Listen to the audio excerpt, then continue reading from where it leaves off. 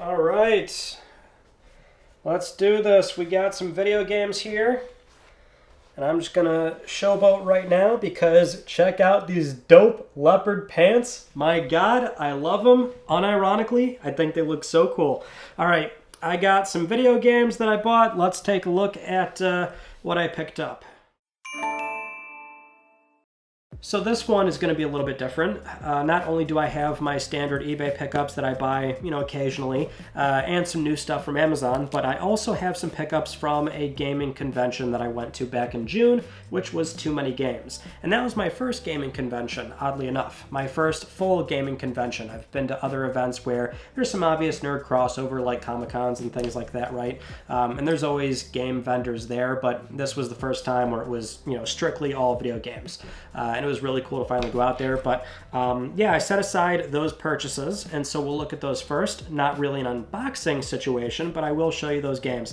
So why don't we do that first? And we also have our magazines from the Video Game History Foundation, so we'll look at that after. But yeah, Too Many Games, really cool. And I don't know why I never got around to going out there in years prior, because I'm kind of close to it, so I can always make the drive out there. I'll try and go every single year. But first two pickups, starting off with Gravity Rush and Danganronpa Trigger Happy Havoc. I believe these were, and this is where it's going to be tough, because this was back in June, so I kind of forgot a lot of the prices for some of these. I think Gravity Rush was like $50. This was like 30, 40 if I'm not mistaken. What I do know and remember quite well, because the money is gone, is that I brought $1,000 cash thinking I'm not going to spend all of it unless I, find some cool stuff that I want. Now, that was kind of, in hindsight, that was a bit naive, because that money was as good as gone.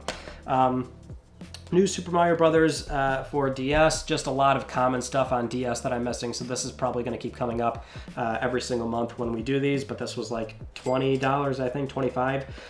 But yeah, I brought $1,000 cash. You want to bring cash to those events because cash is king. Those are vendors that are, going to be willing to work with you on price. Here's another common one that I've been meaning to get, which is Final Fantasy VIII.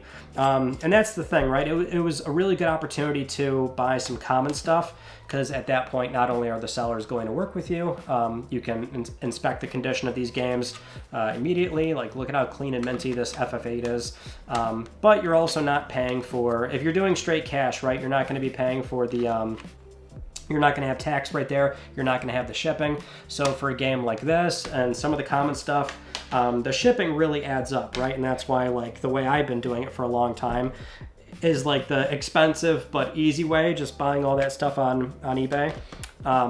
But a good time to grab common stuff. Here's Medieval. Medieval was, I think, in the $50, $45 range. I remember it was something where, you see a price at the convention, just check on your phone real quick, sold listings on eBay, what is it really going for? What's the fair market value? If the price is close enough, and again, the mindset has to change a bit, so you're not going to be paying for the shipping and all that. That's where that's where I was picking up some of this common stuff, and also just if the price made sense. Gangs of London, PSP, this was like $8 or something, right? So, good opportunity for the shipping. Sony published game, which I'm always kind of on the lookout for. Another one we've got, actually very similar, The Getaway. So I just need a really good copy of this. I think the one I have is like really beat up, so the fact that I can inspect the games right then and there, and again, same deal, maybe like $10. So got that as well. But honestly, that's about it for the commons. Oh wait, we got one more, which is Blue Dragon on Xbox 360. I'm actually surprised I didn't have this. I had to double check the collection cataloging that I'm now doing, and I do not have this one, so grab this, which I really thought I had it, so I'm like almost, I feel like I did have it, and it got lost. I have no clue what's going on there, but now I have a new copy again. That was like $25, $30, which is again about what it goes for. But still working on the complete in box Game Boy Advance, and that's where the $1,000 cash is like, okay, that's what that's what I'm foolishly on the hunt for. So got a few of those. First would be Super Mario World, Super Mario Advance 2. Very clean, beautiful looking copy, and the box protector right away. Now this was just so cool, right? Because there was a lot of complete in box Game Boy Advance I probably would have bought more if your boy was really stacking it up big time, but 1,000 was about what I was willing to do for the entire trip, which again, I was like, I'm not going to spend a whole lot of it, but if I find cool stuff, like, yeah, the money's as good as gone. So I don't really know what I was thinking there.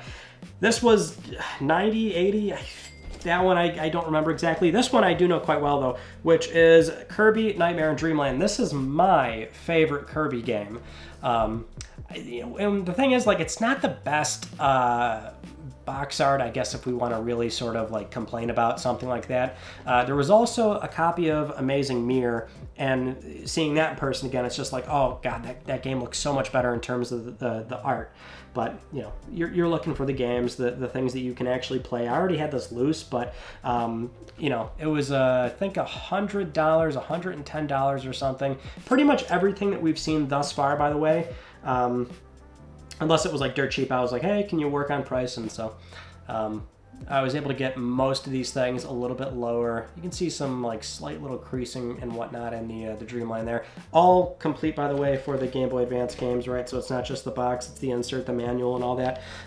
This was kind of a last minute buy. So this was on the last day, Super Mario Land on the original Game Boy. It was like $60-something. This was after I already spent all the all the cash that I had, but you know, it was like maybe 15 minutes before the whole thing was wrapping up. Vendors were, you know, starting to put away product and things like that and making last minute sales, and I already had no cash left, but I looked at it and I was like, oh, do you take credit card? And he's like, yep. Boom, got it done. $60, I figured, why not? This, I don't even know if that was a good deal. That was like a super fast sort of like, why don't I just do it kind of thing, because it was cool to see. And also, it's a great game, even though it's like super short, right? And then this one is kind of like, so after the whole thing was wrapped up, we went to one of the local vendors, their actual store, like their real retail location, hanging out with Ant Dude, some of you might know, and he was recommending this. It was very cheap. Not the best copy. I think it's also, no, it does have the manual, but I think it's got some like moisture damage or something, but he's like, yo, you got to get this game. It's really good. It's really good. And so I bought it on his recommendation. I've not played it yet, but I will try to at some point. Now, the goal of too many games for me was not just trying to get out, have some fun, you know, check out some cool video games, spend some time with like John from Spawn Wave, or hanging out with Ant and meeting some of you, which was really cool and awesome and always a pleasure. But I went there saying to myself, if I see a complete in-box Emerald that I'm happy with on condition and price, it's getting done. So that was the bulk of the $1,000, right? Because you're probably thinking, okay, well, where's the rest of this money going? It was an Emerald. There was 3 copies there. The first 2, not looking all that great. The game goes for about $500, and that's where it can be less, more, depending on that condition. This is kind of like a non-starter for me. It's the Pokemon mainline series. I'm hunting all of them. I want them in very nice condition. Not doing sealed, but if I see a good Emerald, I'm buying it. And so that's where I ran into this puppy right here, which is now the most expensive video game I have ever purchased for an eye-watering $520. It was listed at $550.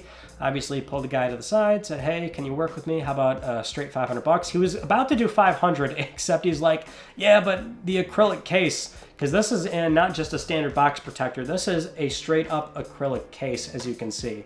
And I've never had these. I've seen them on sale. I never felt like it was necessary to ever, you know, go that extra mile, although for a high value game, I figured why not. But he was like, oh, it comes with the acrylic case. He's like, the acrylic case on its own is like $30-something. He's like, you know, I can't let it go for $5. How about $520? Because you're getting the case with it, unless I'll do $500 and I keep the acrylic case. I'm like, well, I'm not going to walk around with a bare Emerald with no protection. So I was like, all right, $520. You know, price is obviously, ideally, I'd like to not have to spend that much money for video games. I achieved my goal, but I'm happy to have it because it looks. Get a closer look at this thing. It's just so beautiful. The only real damage is this corner right here, as you can, if you can see that, it's like a genuine tear in the box.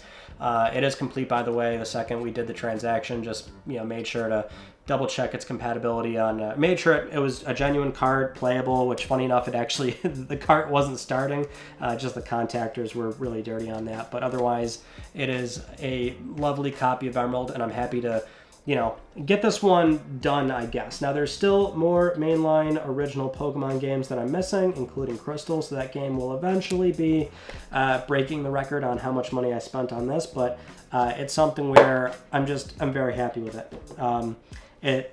It does suck that these things can really cost a ton of money, but man, I just love holding this again and having it. And I actually have my original...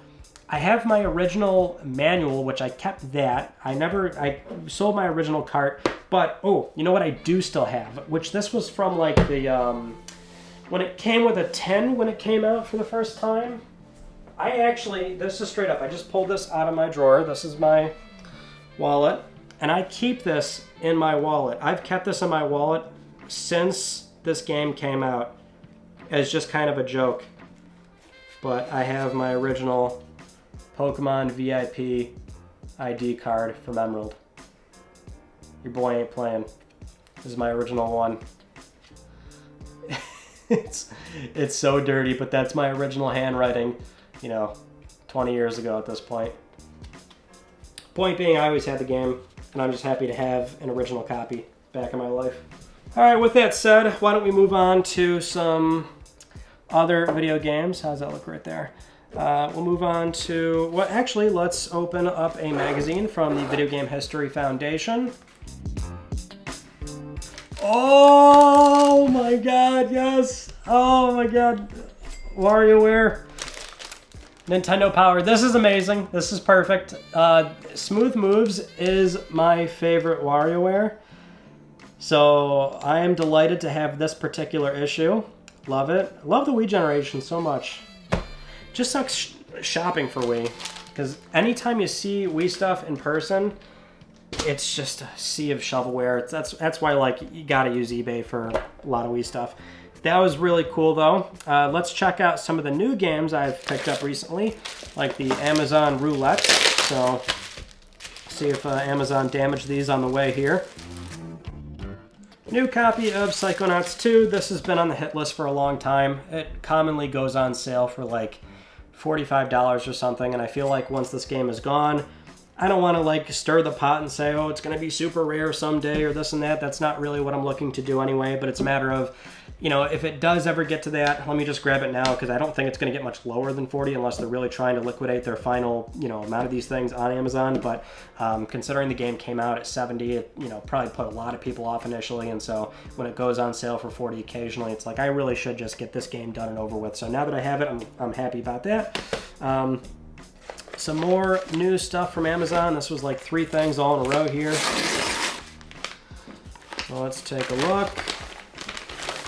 These have all been on the hit list. So Dredge, I didn't actually know a thing about this game until I was hanging out with Terrell one night, and he's just brought it up. He's like, hey, you heard about Dredge? And I like have no idea. And we looked up gameplay, and I watched the gameplay for probably 45 seconds to a minute. And for me, as long as I see enough to where I'm sold, I'm like, oh, this looks like something I'd be super into. I'm like, all right, cut it. I don't want to see any more. This looks like it's totally up my alley. So picked up a copy of that. Soul Hackers 2, I think this was on sale for $20-something or whatever. It seemed like it was not going to get much lower for a brand new copy, which that's kind of the cutoff, right? Where it's like 15, 20 new, or do I want to wait years down the road and then buy 15, 20 used? But then I'm looking at used copies, so might as well buy it new. And then Let's Build a Zoo. I've been meaning to grab this one for a while too. Simulator, fun little, sprite-based, making a zoo, all that stuff. Love those simulators, so that was also on the hit list for a while as well. This one from Play Asia. This actually came in pretty quick for a game being ordered from Play Asia. Hey, Ghost Trick. So this has English on it. As far as I know right now, this is the only way to get Ghost Trick physical. I did not have the original DS game, never played the original game, quite frankly, up until I played the demo on PSN, which I was like, oh yeah, I like this a lot. So grab the physical there. And it's funny because you played the demo and you're like, oh, this was... you can see how, like, oh, yeah, this is a DS game, and it probably would be better played with a stylus, because I think that's the sentiment right now, is that while this is cool to have it back on Switch and PlayStation 4, the DS version is still probably the ideal way to play it. But it seemed like a really cool game. Really enjoyed the demo, so grabbed that as well. We have a import here that took a very long time to get here. In fact, I was still waiting for this during the last collection update. Hey, another Yu-Gi-Oh game. This one for the Game Boy Color. This, and this is what I always say. Whatever I buy, 99 times out of 100, I'm looking to actually play that game. I'm not sure if I'd ever play this, but I thought it was just, the art was so cool because it very much goes back to that, the Battle City years of the Yu-Gi-Oh series, so I just love the Egyptian gods in the background. I love Kaiba being up front, and this is the 4th entry, and there's like multiple editions of this game. There's like a ton of these on Game Boy Color, which I believe this particular game never came to the West or anything, so I'm not sure if I'd ever play it. Obviously, I would need to be proficient enough in Japanese to even humor that idea in the first place, which I do intend on hopefully getting there someday, but be that as it may, for $20, I'm like, this would just be cool to display. So that's why I have that. Now, not really a massive buy in comparison to that thing right there, but this kind of goes into the too many games thing. So shout out to Tyler. It was nice meeting you at the convention, and he had pointed out that one of the vendors was selling Klonoa on Game Boy Advance, but they wanted like $200 or something, and then right then and there we're just like surfing eBay, and it's like, oh, okay, well, I mean, you can probably get one for less than that, a lot less than that. So there it is, Klonoa, Empire of Dreams. I actually would have thought that this game would have been a lot more expensive, complete in box, mind you, but for 110, I think this was an accepted best offer. I'm like, yeah, all right, I can work with that. Crazy how many complete in box Game Boy games I've gotten in such a short amount of time. I really just kind of completely signed myself up for that, but I'm already like so happy with what I've got so far. So there's a few other games I'll probably get. Not looking to complete a set or anything like that outside of mainline Pokemon. This one is, I think this is the first time we've gotten this, Mega Play. This is a super old one. The Ultimate 16-bit sequel, Golden Age 2. Some of the headlines in there. We've got the Terminator, RoboCod, Troubleshooter, Shadow of the Beast, Toki. Super early stuff like this is before me, since I grew up with PlayStation 1 and up. And I did, kind of go backwards with my gaming, where PS1 was my first system, and I bought older platforms just because they were a bit more affordable at the time. But this would be cool to look through. So nice to have that. All right, that's everything. Mostly too many game stuff, but at least I got a very big mainline Pokemon done. I just love seeing that game so much. And other common PlayStation stuff, and yeah, I didn't have Gravity Rush and Vita, only had the PS4 remaster, but you know how this stuff goes. There's always things that we're looking to grab, and so I'll see you again in maybe 2 months or so for the next collection update. Thank you so much for watching, and I'll see you all later. You take it easy.